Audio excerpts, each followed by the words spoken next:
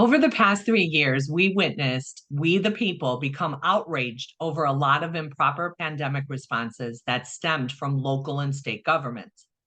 Health departments around the country ignored industrial hygienists and occupational, environmental, and health and safety professionals who are on the response side of pandemics, especially involving proper exposure controls. In Ottawa County, Michigan, during the pandemic, local citizens sued to reverse mask mandates from their health department. They were also upset over a private school being shut down with padlocks on the door due to not enforcing masking. Those citizens stood up and ran for office to replace their county commissioners and flipped a large majority of the board. The group behind this change is called Ottawa Impact. And on their first official meeting, they closed the Diversity, Equity, and Inclusion Board, replaced the county administrator, and appointed a new health officer pending state approval. There have been lawsuits surrounding this change, which has delayed the health officer from starting his position. Who knew freedom was so offensive?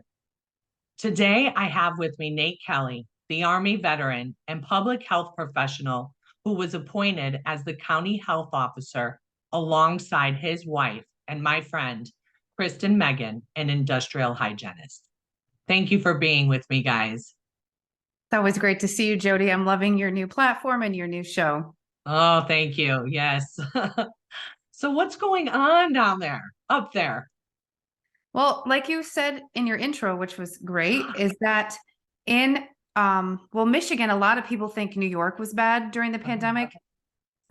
Don't forget, this is the People's Republic of Michigan. And Gretchen Whitmer did everything that you're not supposed to do during a pandemic, which was, I know, as a healthcare provider, is that, having poor air quality is horrible. And the people were told to stay home. You couldn't go out to the beaches. They put caution tape, like it was a crime scene, on all the playgrounds on the beaches. And, there was a lot of infection occurring in the home. So the people in my county here in West Michigan, and if you're from Michigan, I'll just show you, we're right here along the lakeshore. And Ottawa County is, I think, the second largest growing county in Michigan. Okay. And we flipped the county commissioners through Ottawa Impact. And this was, by the way, the old guard, I call them, because when I moved to West Michigan in 2015, I had to get a vaccine waiver for my daughters because I choose not to vaccinate them due to my own genetic issues and my own vaccine injury. And I had issues with the health department. But even though they were Republicans, I'm not a Republican, I'm more libertarian, but you would thought they would have leaned more freedom-minded, except these were like old white curmudgeon-y men. So the new commissioners is a majority of women. There's 2 nurses, social worker, teacher, everyday people, former government employees, business owners. When we always talk about a jury of our peers or people voted in to kind of like reflect we the people, this is the perfect group. And when they made these changes at their first meeting, they closed the DEIB, the Diversity, Equity, and Inclusion department, and they replaced the county administrator with a Black man named John Gibbs. He ran for Congress. So it was kind of strange for all these commissioners to be called racist. And when they appointed Nate, that's when everything hit the fan. And, he's not a very public person and doesn't have social media, but they sure combed mine to find ways to attack him. That's my story. Well, I don't think that they realize the amount of education that is in this household. I like how they called you on the Washington Post a HVAC guy. Yeah. Wow, Nate. Lazy journalism will do that to you. Absolutely. Tell the listeners about yourself and your background. Nate Kelly, obviously. I am ex-Army infantry. I was injured in Iraq. I was blown up by a roadside bomb.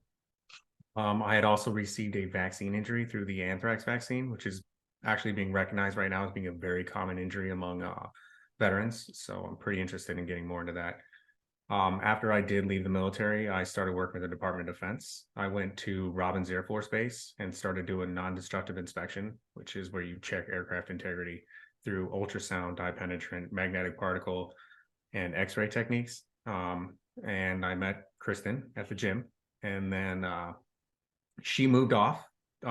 She was pushed out of the military because we had discovered chromate or chrome-6 poisoning was occurring at the base in high levels.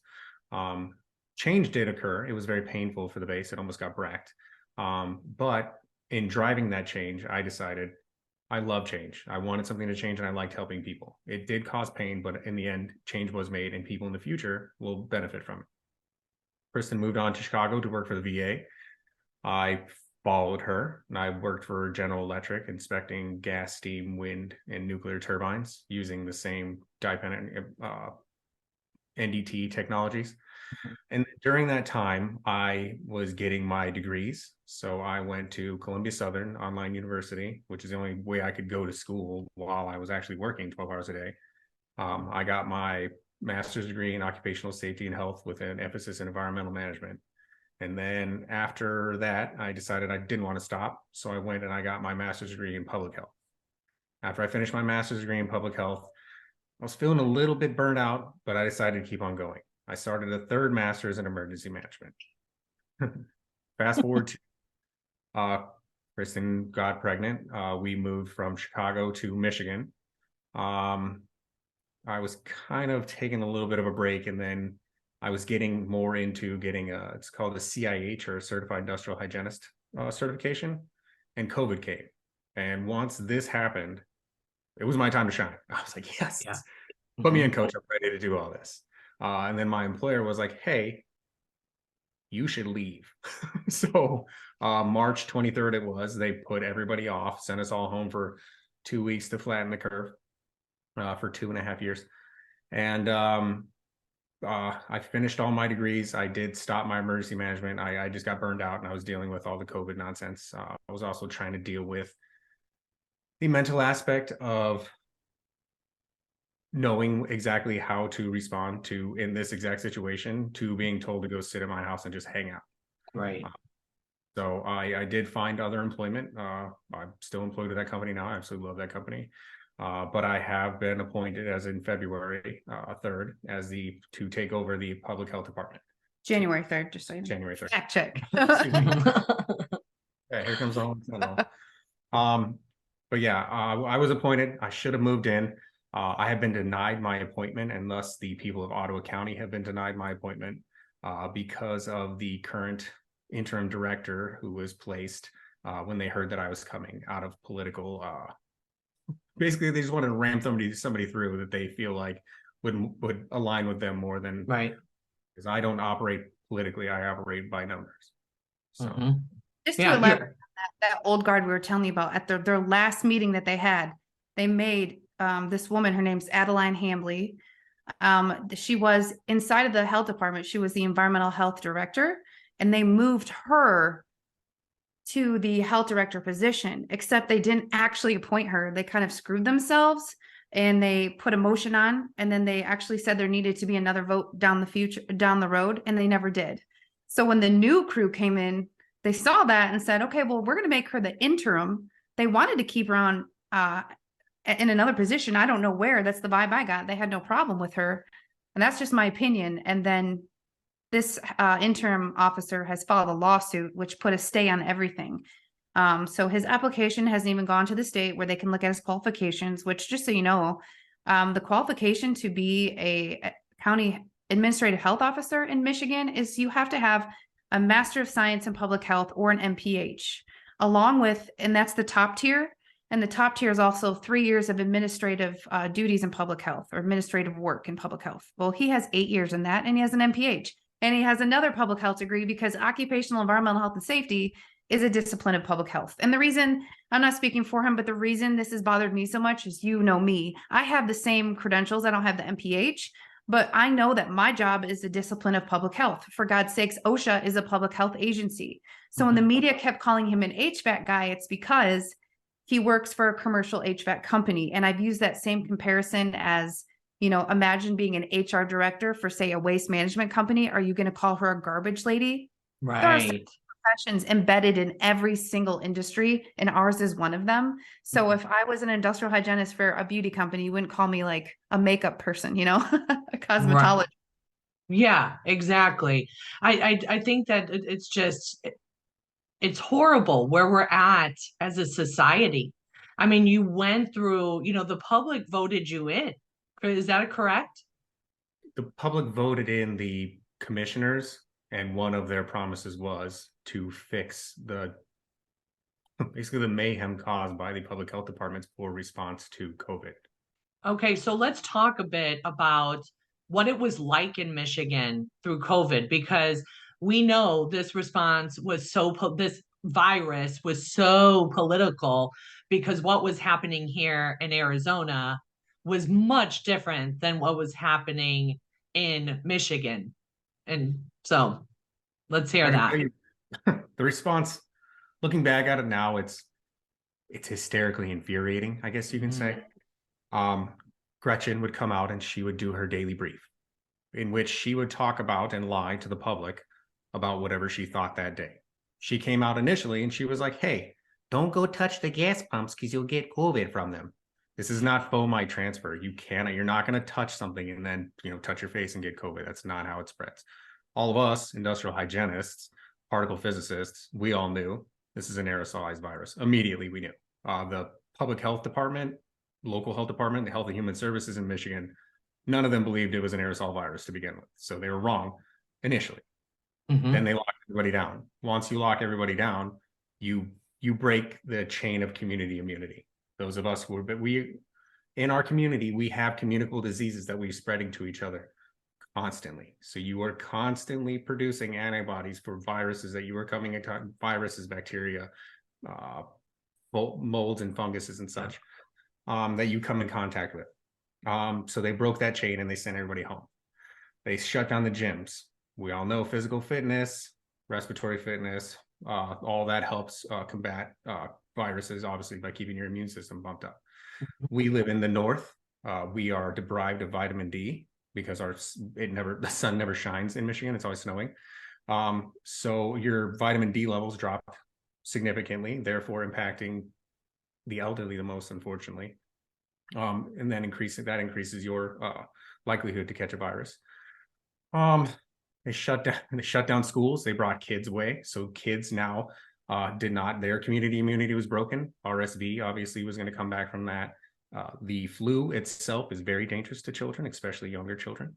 And the other viruses that they do pass around through each other, that is fomite transmission, how they pass it along. It also lowered the immunity of teachers. They shut down businesses. So they stopped the laptop class. They stopped CEOs. They stopped people who had the ability to not go to a workplace. This hurt the poor and infirm the most because they didn't have that option. They still needed to go.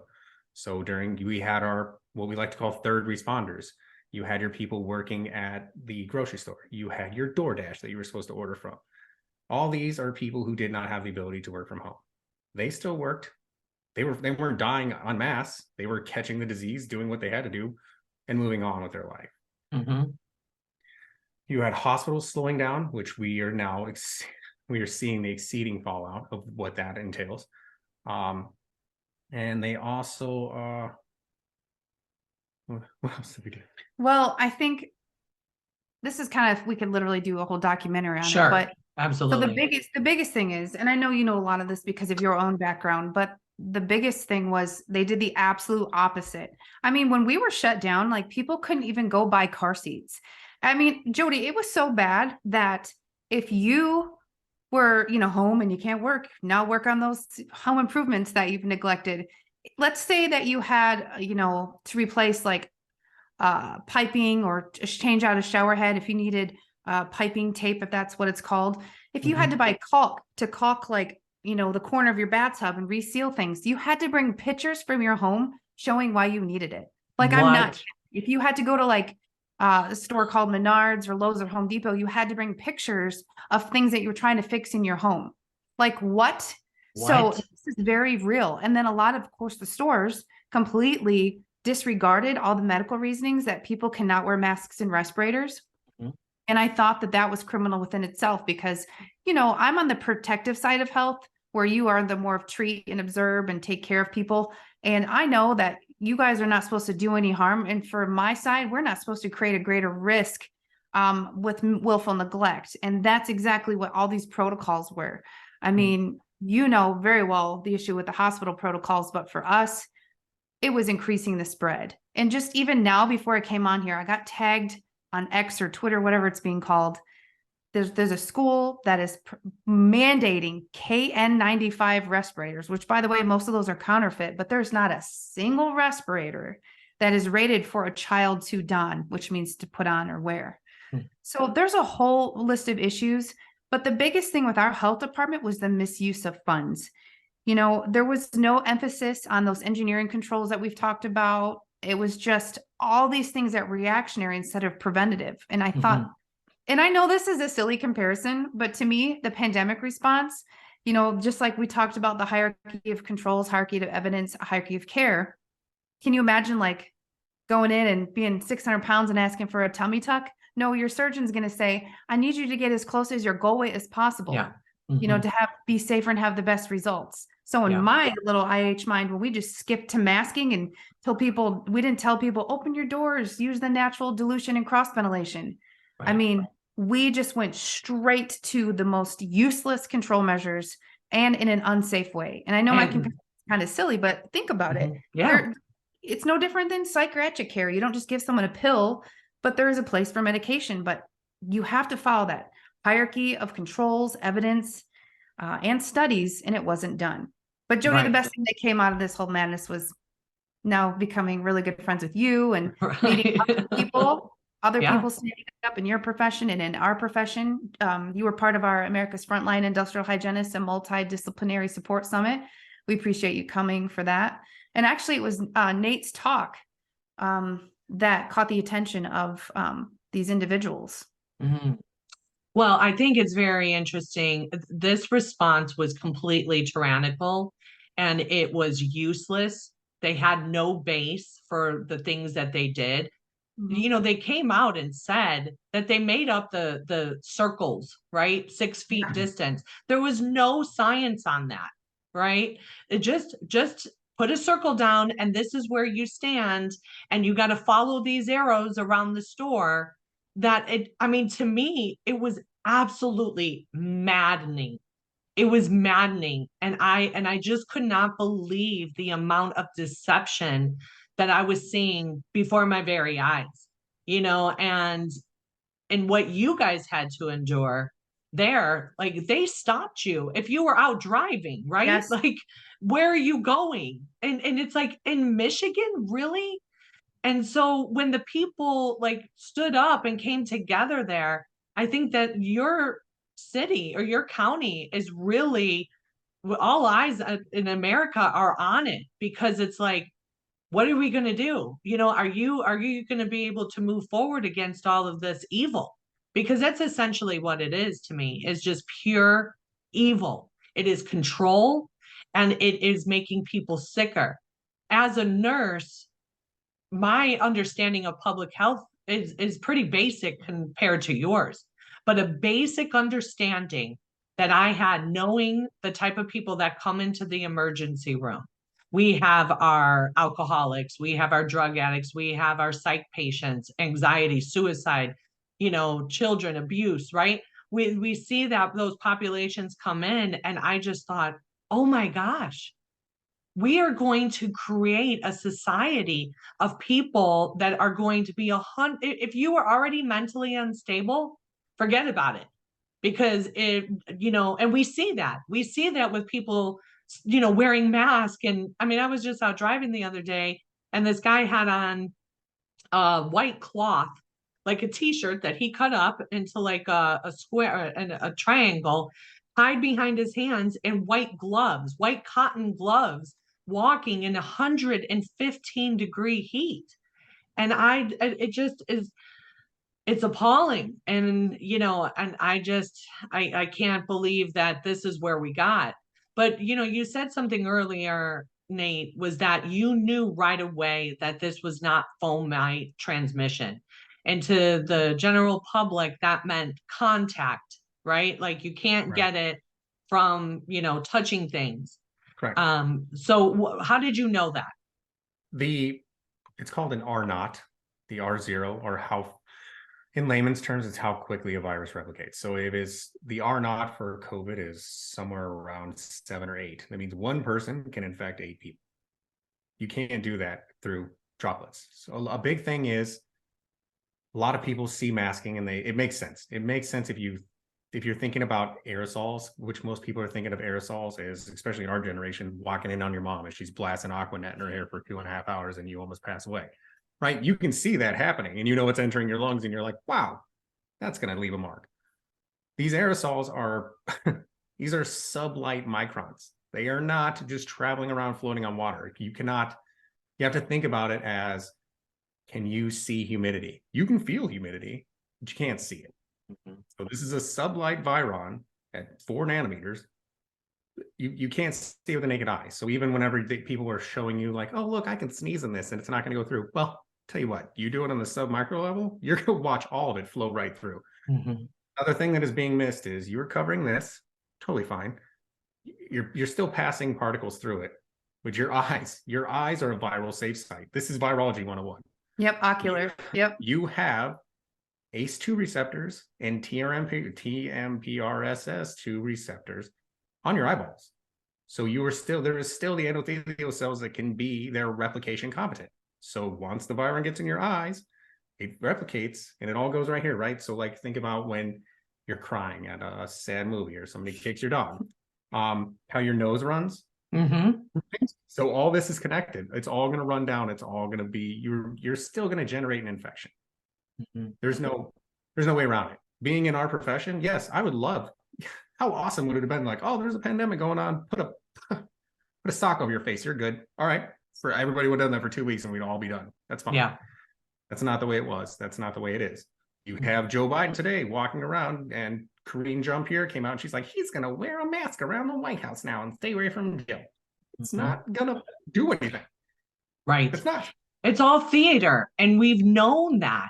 And then, even a few weeks ago, when Alex Jones had, somebody in on the inside saying, hey guys, heads up, they're going to be bringing masking and lockdowns back again. So be prepared. And, the fact checkers, of course, said that this is false. But now we see the president, whatever, I guess. I hate even saying he's president because it's just the resident. Thank you. Walking around with the mask, and we see it all happening. I mean, this morning, my dad said that, or Benjamin said that on ESPN, they're locking down a school in Michigan and telling them to get out of the dorm and to get a hotel room. And I'm thinking like, oh my gosh, here we go. Here we go. So this is why my oldest daughter escaped to go to school in Florida. When Whitmer got reelected, she's like, I love you, Mom. Bye. Yeah. Right. I mean, it's one of those things like, occupy and fight, but how much longer do you do that, at the risk of your own stress level, right?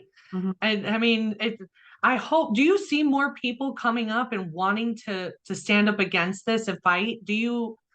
Yeah. Okay. Yes, actually, and I did not judge people that I'm close to, colleagues or friends that are IHs. I didn't judge them because I knew their story and why they couldn't go and speak like I could. They have different type of work, travel and stuff.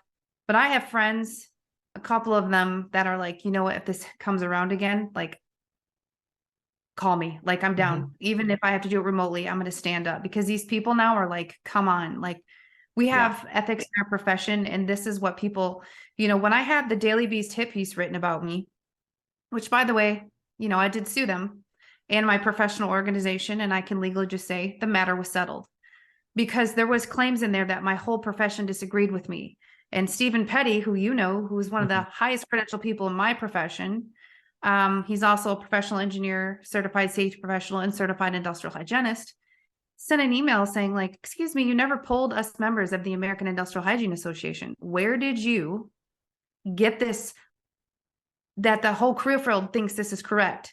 And of course that had to get walked back. And I have to be very vague about what I say there, but let me just say my whole profession does not disagree with me. In fact, on the AIHA website, if you remember, there's a group chat called the Catalyst, and the majority of people are like, why are people masking? Why are we not talking about engineering controls? So the whole goal for people that were standing up, there's people that wanted to stand up. And when that hit piece came out about me, I've been in the public eye for a long enough time. I'm used to being attacked, but for them, that would be career ruining. And it did impact my career. But at the same time, I don't want to work for any company or do any client work for anyone who's dumb enough to believe people that aren't the subject matter experts. But most people that are hiring people know that industrial hygienists and OEHS professionals are the people that deal with what to wear, when, and why. And again, I say that PPE is always the last resort. So they weren't going to hire epidemiologists or doctors to come in and make sure they were compliant with keeping employees safe. Right. So yeah, that's not their lane. And I think that's another topic to talk about, is that people, did not stay in their lane. And for me, as a nurse in a hospital, when I heard that we were going to have to wear masks and they were saying wear the N95, and I was like, who are those people? What are those people called that fit tested us every year? Because those were the experts. What are they called? And then I found out, and that's how I found you. I found you in June of 2020, and I followed I soaked it up. I mean, every time I was following you and sharing and just trying to tell people, like, this is not what we're supposed to do. And this doesn't work. It's going to cause more harm. But people were the victims of propaganda, and they reacted on an emotional level. And so now I'm hoping that the people whose eyes were opened and knew something was wrong, but went along with it anyway, I am encouraging them even more so to stand up and speak the truth, even if that means risking your job, because people don't realize that if we're stronger together, and it doesn't take many of us to stand up and fight against wrong, because the truth will always come out. In every single lawsuit, practically, people are winning, you know? I mean, it's all moving forward. It's just our courts take so long, just to slow up the justice process. But, we're stronger together. And I'm hoping people will realize that. And so, as experts in pathogen protection, if like everybody's still talking about COVID. Now, I tell people, I've told people from the beginning, like, don't test. That test doesn't even work. Like, just take care of yourself as you normally would have. It's all to drive up the numbers. And so I think I'm going to come out with a PSA about don't test. Because that's how they controlled us, was those numbers, and everybody's like glued to the death toll ticker and all of that. So what would you tell people that they could do now to care for themselves, protect themselves? The same thing we should have been doing from the beginning. Physical health, mental health, drink some water, go to a naturopath doctor and have them draw your blood, find out where your vitamin levels are, what your deficiencies are, if you have any sort of mutation. But public health is about putting people at ease. The majority of the population has already had COVID-19. Most of us have had the Omicron variant. The newest variant that they're talking about is a sublineage or daughter of Omicron. We already have the natural infection of Omicron. So you have the spike protein, you have the nucleocapsid protein, you have other RNA proteins that your immune system is already competent to fight. Now, the vaccine that they're giving you is only the spike protein. The spike protein is mutated now with this new variant 33 times. Gets around. Right. The pathogenicity of disease is nowhere near what it was when we were all immunologically naive, i.e. the Wuhan variant. Most of us are going to get the sniffles, runny nose, runny eyes, fever, potentially. Other than that, 99% of us are going to be completely fine. 99.98% of us are going to be completely fine. Children are going to be completely fine. Go out, live your life, be around people, take your vitamins, go for a walk, eat a vegetable sometime. Like, and we're clear, Right. we're not giving medical advice, but like you, we work all around a lot of doctors and nurses, and it was you and Nurse April Snipes that got me onto the nasal lavage, the iodine rinse. And I was traveling all around the country and I did it. Nate's been doing it. I have this xylitol based like capsaicin type nasal spray that kills viruses and bacteria.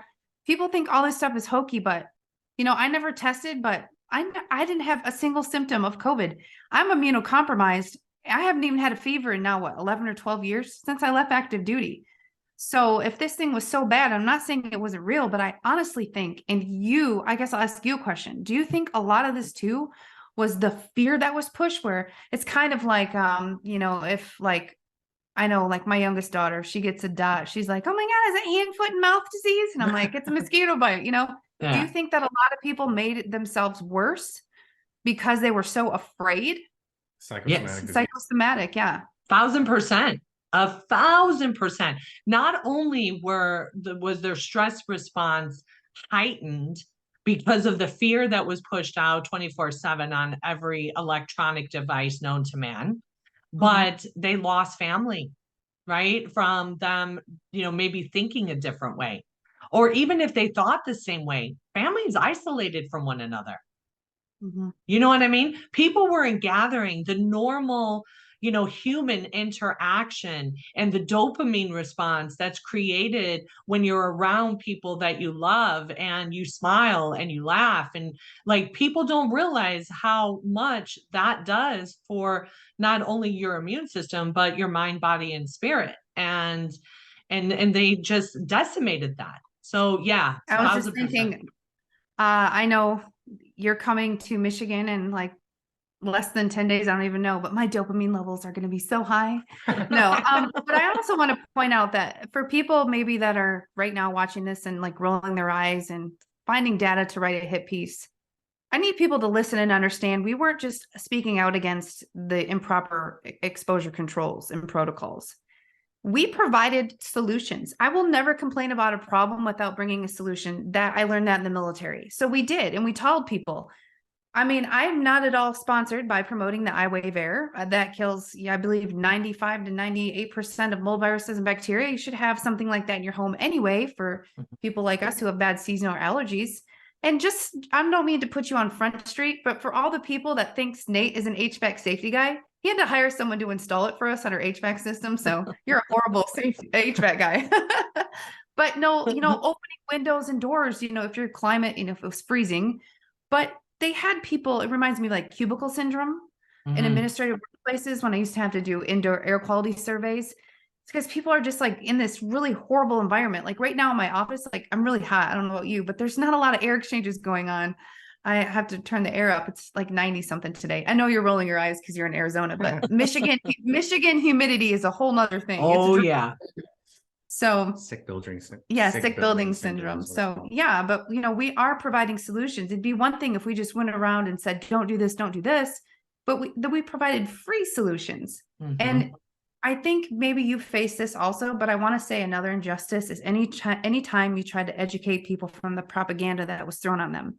If you send them a Rumble link, or because YouTube, I know you're probably streaming there, is amazing. But certain platforms were censoring people, so they had to go to other video sites, and they go, "Oh, that's on Rumble, I'm not watching it." Yeah. Or, "Oh, that's on YouTube, I'm not watching it." And I'm like, if Dr. Fauci had been on here, you'd watch it. It doesn't matter where it's being shown. It's citizen journalism. It's social media. People were sharing their stories.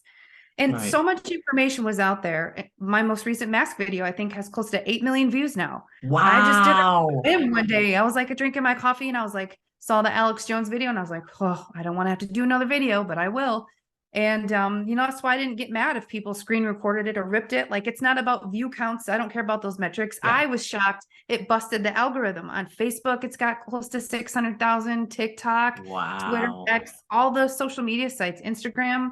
And so many people are taking that. And what really kind of threw me back, Jody, was people said, I wish you would have spoken out sooner. Right. And you're like, oh my gosh. So for the listeners, let me tell you something. I met Kristen on Facebook. We did not meet in person until my story broke with Project Veritas. And then she reached out to me and said, oh my gosh, you are going to need some help. Welcome to the whistleblower family. And her and Tammy Clark took me in under their wings, and we became, I already knew just from following her for a year and a half, because she's so real and authentic, that we were going to be fast friends. I just knew it. I already felt like we were that close, even though she never met me. Sounds kind of creepy, but that was Single the white feeling female, no kidding. that I got from her. And so, when we did come together, I learned, I mean, those two ladies traveled around this country relentlessly in a car because Kristen cannot wear a mask. She was medically exempt from wearing a mask, back in 2014? 2012-ish, yeah. Yeah. And so she was one of the population that medically could not wear a mask, no matter what it was. And, so she went and spoke at different legislators and counties and public school boards. And you Google her name, you'll see, I mean, she went viral, and she did this all for free, guys. And so we look at the people that are profiting, right? People that are profiting and have their name out on mainstream media, those are the people you really got to question. The people like her and I that, are just like clawing to get people to learn and educate and research and, be autonomous, we don't, we don't benefit that way. And so this is a hard fight to be in. It's and not also easy. There are people who, I've never garnered or accepted money or asked for money for my activism. I've been activist since I left active duty in 2010. And that's just because I left as a whistleblower. And what did you blow the whistle on? On the military involvement in weather modification through aerial projects known as geoengineering or stratospheric aerosol injection. It's all openly admitted now. Yeah. But I don't judge those who do profit. No. If it's a situation where, like, I could get to a point where I will charge, maybe you, because some of us are in a situation where I don't know how I can still work in my profession. I might have to find a different angle to my profession, because my OSHA, who I'm supposed to be a liaison for with companies, has so guilty of revisionism. So I don't even want to deal with them anymore. And like someone like you, can you go back to bedside? You know what I mean? Like, some of us hit a crossroad where we're like, if we go back, we still have to sell our soul. Yeah. And if we're going to be fired. And so, yeah, I never profited off of it. I can't say that one day I won't charge, but right now I'm still trying to help the everyday people who can't afford my fees for consulting, and I'm able to take care of myself right now in my financial situation. I'm selling pictures of my feet. No, I'm kidding. Making a sandwich under my desk right now. No, but you know what I mean? So I just want to point that out. That was funny. Yeah, no, I agree with you. I'll tell you a story offline about that. No, I'm not doing it, people. But I just want to say, because a lot of times, even right now, before we came on this interview, I was tagged and I was called a maggot grifter. Well, I'm not anti or pro Donald Trump. I'm not a Republican, but that's what they do. They call you a maggot grifter. Okay, what am I grifting on? Like, yeah, you know what I mean? No, I get it. I mean, for me, my license is still intact. I still have my credentials. I could go back to a hospital, but why would I? I don't agree with that system. So I put my faith in God and allow him to guide me. And, I mean, I heard a good word one day when I was getting water out of the cooler, and I just heard, don't worry about money. And I was like, okay, I won't worry about money. And it was weird because I wasn't even worried about money. But, sometimes when God like comes and speaks to you, it's just, just comes out of nowhere. And ever since then, money would come. little bit here and there that just keeps me going. You know what I'm saying? And that's what I hope people realize too, is to rise up against the tyranny. And we hear that our founding fathers would just be rolling in their grave at how weak we are as a society, and that everything that they did and they sacrificed, we are just giving away. And so, I just hope that it inspires people to speak up, because like I said, most of us are winning our lawsuits. My case is moving forward in the federal court as well. And so I'd like to address one more thing with you guys, is when people say that wearing a mask is better than nothing, what would you say to them, Nate? It's not. It's not better than nothing. Like, it's actually detrimental to your health if you do not need it. Now this is where it gets difficult, because we say, hey, read a study, go back. Unfortunately, the journals that studies are published through are subject to activist publishers, the BMJ, the NJEM, Virology, Journal of Science, Journal of Transmission. All these journals are run by academics who believe that you can put a mask on. Well, you can't convince them otherwise. So all of the studies that do get pushed through will say that, or they will allude to, yes, this will work in given situations. People have to understand that regulatory capture has absolutely happened. It will happen. It's going to continue to happen. The data that you are going to get is often going to be false, and it's going to fit a certain narrative, which brings in money from Pfizer, NIOSH. Whoever's going to pay these people to run these studies, if they're going to pay you to run a study, they're going to pay you to run the study where the p-value comes out in their favor. Right. They're not going to give you $1 million and be like, oh, try again, Sam. You know what I'm saying? It's not going to work. You're not going to get you. The best thing for people to do would be to talk to doctors, find people on YouTube or Rumble. Dr. Pierre Coy is a good one. If you, or Renee Prasad, he's actually, man, he's come a long way, and I absolutely love it.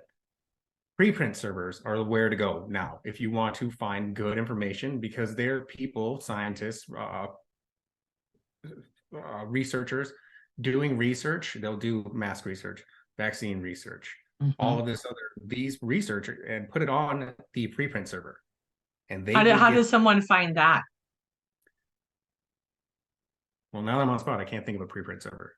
Yeah. There's a bunch of them. You can ask most doctors. They'll tell you where to go to a preprint server if they're reading studies. Once again, a lot of doctors, your general run-of-the-mill McDonald's, Burger King that you go and find at the ER, they're not awesome doctors. You'd be better off learning by yourself. Right. You do need to find standouts. Dr. Peter McCullough, I guarantee if you were to ask him that question, he could probably send you 15 different preprint servers to go to. There's also servers on college campuses that haven't fallen to this as well. And you can find excellent preprint study data that will be pretty honest, but it'll never make it to the BMJ, because it's not allowed there yet. Yeah. I also want to point out that Dr. McCullough actually is supporting Nate in this position. He went to school for public health here in Michigan, and he knows what's going on. And he actually has a statement of support for Nate for this position, for those that say he's unqualified. I would just want to add that I get that argument all the time about masks. It's better than nothing. And you learned this at the summit. Megan Mansell, our colleague, did a really good job of explaining the plume trajectory. And her reference is, if you've ever had you're playing in the hose outside and you put your thumb over the water hose, instead of just a steady stream, it's now going farther out, right? In smaller things. And that's what happens when you're wearing a mask.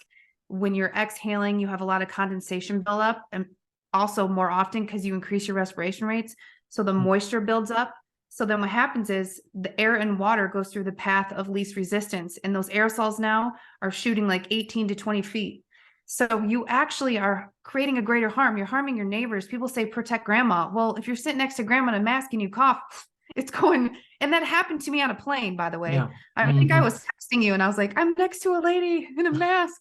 And she coughed, and a huge piece of phlegm or whatever landed on my neck. And I was like, I prayed on the spot, like, get it together, because you're going to get kicked off this plane. But I wanted to call her out, like, take that off. Like, you just got sputum on my neck, and that's very real. So yeah. And Oh, go ahead. A lot of this depends on the environment you're wearing it in. A normal person, if you are going to wear your mask outside and you are going to go pump gas and you're standing over your gas pump, all that vapor from the carrier fluids for your petrol-based fuel are getting stuck to your mask or your respirator. Now you're going to breathe all that in. What is your exposure level? What is your toxicity level? Did you meet it or exceed it? Are you working with other chemicals? Do those chemicals break down the N95? How many times have you worn it? Does it still have the electrostatic charge that it's supposed to have to be able to repel any type of positively or negatively charged particle in that area? Have you more than once? And in the bathrooms? Did you breathe? Right. Anywhere you go, if you go to the grocery store and you are walking around fungus, you are going to get fungus in your mask. And you were going to breathe it in. Like these are for specific environments. Not that's why normal people just don't wear these all around. You just don't. Because it's detrimental to your health. And it's not protecting against an aerosolized virus. Tuberculosis, maybe. Yeah. And just one last thing too on the aerosol issue is that there's this misconception of, well, you cough or sneeze wearing a mask, you always cough in your sleeve. Okay, that's for bacterial droplets. But the thing with aerosols is that we exhale them. Like you don't have to cough. Talking right now, I'm releasing aerosols. So I probably have the BS 24/7 variant. Sorry, Nate. But you know, that's what I'm trying to explain to people is there's a huge study. I wish I could cite where it's from. Maybe I'll send it to you to share on social media that had to do with doing grab bag air samples around orangutans. And they were doing calculations because this Stephen Petty and some of my colleagues were trying to calculate how long you had to be around these aerosols to actually get infected. Yeah. And he figured it out. It was like 4 or 5 hours or something like that. But anyway, it showed how much infectious aerosols were coming out of the mouths of the orangutans from just talking. So this thing is if you're coughing, but it's like if you have an illness that is spread via infectious aerosols and you're talking, you're still spreading it. You know what I'm saying? Right. That's why we have isolation rooms, even people that weren't coughing. You know this. Right. Yeah. I tell people that, you know, the way that we were taught to wear masks is that we couldn't touch it once it was on our face. And if we did touch it, then it was contaminated. And so, you know, it's interesting to see, you know, how all of my profession just went along with it. And I'm just screaming like, guys, you know, we look like idiots wearing them. We should not be representing this to the public. And they're like, I can't believe you're saying that out loud. And I said, well, just look at the science. You know, at that time, I could find a ton of studies that showed that masks were not effective. Hence why we never wore them for the flu when there was a flu outbreak in the area. And so, yeah, it's interesting. I mean, for me, I've always had a biblical perspective of this. When I heard that the world was shutting down in February, for me, it was my upbringing, hearing scripture of how the end times would look. And, you know, and in the Bible, I don't know the word or anything or the chapter or anything like that, but that, you know, the Lord tells us like, be careful in the last days, like people will, you know, deceit will abound. And what will happen as we continue to move through this, you know, those that understand what's going on and they see and they're not deceived, you know, like once the Holy Spirit like starts removing itself from the area, you know, from the world, it's just people's hearts are going to be hardened. And we're seeing that now. People just, they are so, you know, aligned with what their way of thinking is that they don't care if they lose family or friends over this. You know, this is how they believe and this is where they're going. And so, you know, for me, I think, you know, my faith has been a big driver, the biggest driver in all of this. And then it was my ethics that kept me going, you know, and it was like, I didn't sign up to do this, you know, so yeah. So is there anything else that you guys would like to say or close out the show? Were you good, Nate? I'm good. Yeah. I would just say thanks for allowing us to come on. People know we're friends, but still, this is an issue many people don't realize is on the national level. Today, there was a committee meeting just with finance because the current health officer, just so you know, the reason she needs to go is she's incompetent because she was asked to do a budget reduction. She freaked out because they removed the COVID funds and said the health department would close, created public panic. created distrust and basically defamed the county commissioners, put in an emergency injunction through her attorney because they're afraid they're going to fire her, that he is unqualified and he's just a political ally. Well, he's not. I'm not going to speak for him, but I'm more qualified than she is. Let's put our resumes against each other. yeah. So, Right. I mean, like the Associated Press, the Washington Post, national media has been covering this. If you just Google DuckDuckGo, Ottawa County Health Department, you will see it'll all be skewed. But I've been sharing on my social media all the truthful press releases from the commissioners that are blogging, because this is not about shutting down a department. This is literally operating as we did before COVID. Yeah. And we all know none of these places use COVID for actual funds that actual had, engineering controls. They just push the same propaganda. Get this and wear this. That's right. But, I just want to provide hope to people and say, if you want to invoke change, always start change at the lower level. It was done here in Ottawa County. Our commissioners actually made this a constitutional county, because we all know we have crazy things happening in our state capital of Lansing. So I just want to inspire people. You're always going to be attacked. If you're doing good or bad from different sides of the aisle, you're always going to be attacked. Don't let negative press scare you, because, our friend Dr. Molly James had a hit piece that made her podcast go viral. Yeah. So, good and bad press sheds light on an issue. And my favorite part is to counter all the false accusations and defamation with the facts that I post on my Facebook. Yeah. So, yeah, just thank you for having us. And stay strong. We're not doing this again. No, we're not doing this again. You're exactly right. That this is done. And, being understanding of what people were going through, that's where I was like, okay, they have the choice. Like, they want to take the shot. You want to wear a mask. But now, I mean, I'm even louder than before. So, I don't agree with it. That shot has the bigger potential to kill you than COVID, and the mask just are a sign of fear and compliance. They do nothing and except suppresses your immune system. Yep, it suppresses your immune system. So kind of counterproductive, don't you think? It is. I mean, they're hitting it from all angles, and people are just like taking the bullets, and they're like, okay, I hope to God that more people rise up, but if not, the community that we've created and the people that we're aligned with, we'll be good. So Yeah. hopefully they'll come along with us, because we're open. Even if you just, went along with all of this entire time, we're not the side that says, oh no, screw you, too bad. We're like, oh my God, we love you. And we're sorry that you were, blinded.